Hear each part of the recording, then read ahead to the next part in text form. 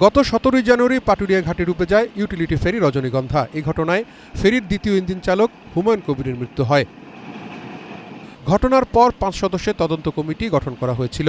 সেই কমিটির প্রতিবেদনে উঠে এসেছে ভয়াবহ তথ্য। বিএডব্লিউটিসির chairman doctor A K M. Motiur Rahman জানান, তদন্ত প্রতিবেদন অনুযায়ী কিভাবে ডুবেছিল রজনীগন্ধা ফেরিটি। লিকেজ ছিল, যদি রানিংয়ের অবস্থায় থাকতো, কারণ হয় কি আমাদের সবসময়ই পানি নিষ্কাশনের জন্য পাম্প থাকে, যে কোনো কারণে লিকেজ হতে পারে, ধাক্কা লেগে হতে পারে, পুরনো হতে পারে। এটা তো এসে যখন পন্টুনে ভিড়ে একটা ধাক্কাই লাগে, ফেন্ডার থাকে তারপরও ধাক্কা লাগে।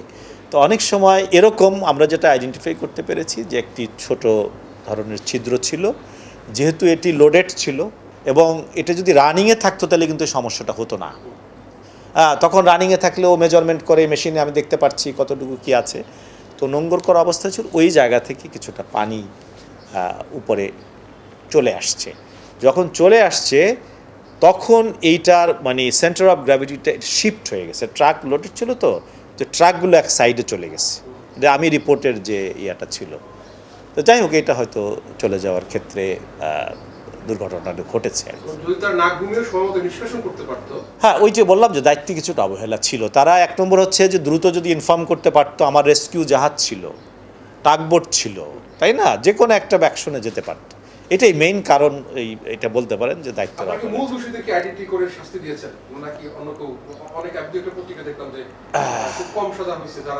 না, সাজা তো এখনো হয় নাই, তাই না? সাজাটা তো হতে তদন্ত লাগবে। এখন যেটা হয়েছে যে আমি প্রাথমিকভাবে রিপোর্টটা পেয়ে এদেরকে আইডেন্টিফাই করেছি যে এরা এটার সাথে সম্পৃক্ত। এখন ধরেন এটার সাথে হয়তো এই যখন ইনকোয়ারিটা হবে, এটা তো তদন্ত রিপোর্ট, আর একটা হবে যে বিভাগীয় তদন্ত। তখন আমার অফিসাররা ওই যে এক্সক্লুসিভলি এটা নিয়ে ওই ব্যক্তির অপরাধ হয়েছে কিনা সেটা তদন্ত করবে। তখন না, প্রতিবেদনে তো শাস্তি সুপারিশ করতে পারে, তার অভিযোগ কিন্তু অভিযুক্ত করেছে। হ্যাঁ, প্রতিবেদনটা আমি সময় দিয়েছিলাম 15 দিন, পরে আরও 7 দিন লেগেছে আর কি, এই 21 দিন বা 22-23 দিনের।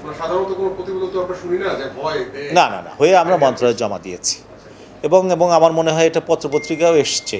হ্যাঁ, আসছে। এটা আমরা গোপনীয় কোনো ব্যাপার না, কারণ এটি এবং আপনাদের যথেষ্ট সহায়তা পেয়েছি আমরা এই বিষয়ে উদ্ঘাটন করার জন্য। আপনাদের ভিডিও ফুটেজ ছিল, অন্যান্য ছিল, লাইভ আপনারা এটাকে জনগণকে জানিয়েছেন। সুতরাং আমি মনে করি যে এই প্রতিবেদন প্রকাশ করাই উচিত।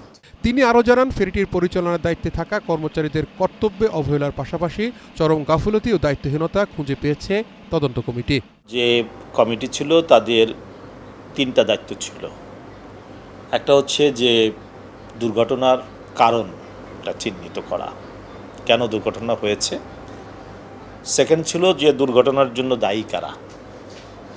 থার্ড ছিল যে ভবিষ্যতে এই দুর্ঘটনা রোধ করার জন্য তাদের কোনো সুপারিশ কী ধরনের আছে।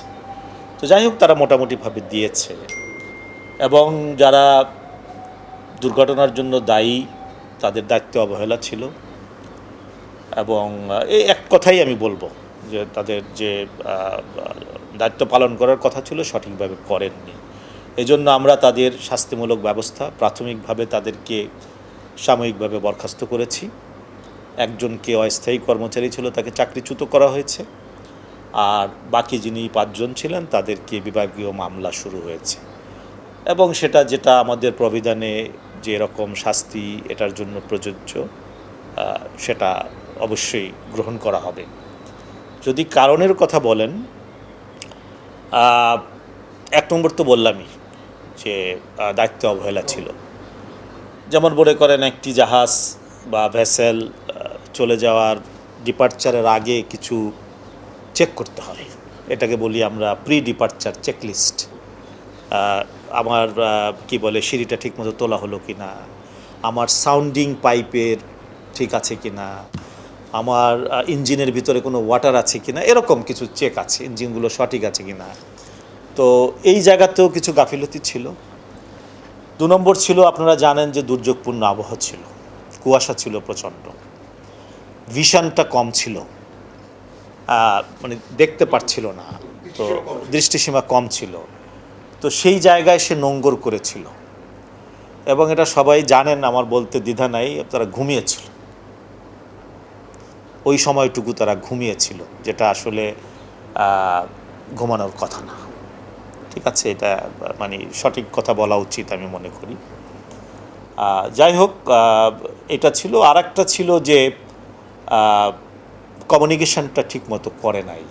হ্যাঁ, যেটা নিয়ম হচ্ছে যে আপনি যখন নোঙ্গর করতে যাবেন, ওইটাই দায়িত্ব অবহেলার মধ্যেই পড়ে। আপনি হয়তো আমাদের ওর কাছেই কয়েক কিলোমিটার দূরেই আমার আরিচা যে মানে ইয়ে ছিল, সে জায়গায় কিন্তু আপনি টেলিফোনে মোবাইলে ইনফর্ম করতে পারতেন যে আমি এই জায়গা লোকেশনে আছি, আমার হেল্প দরকার। তো সেটাও করতে পারে নাই। এই কয়টি বিষয় ছিল।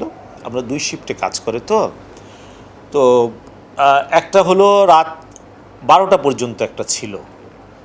তো স্বাভাবিকভাবেই যারা 12টা পর্যন্ত ছিল তাদের ঘুমানোর কথা, 6টা থেকে 12টা।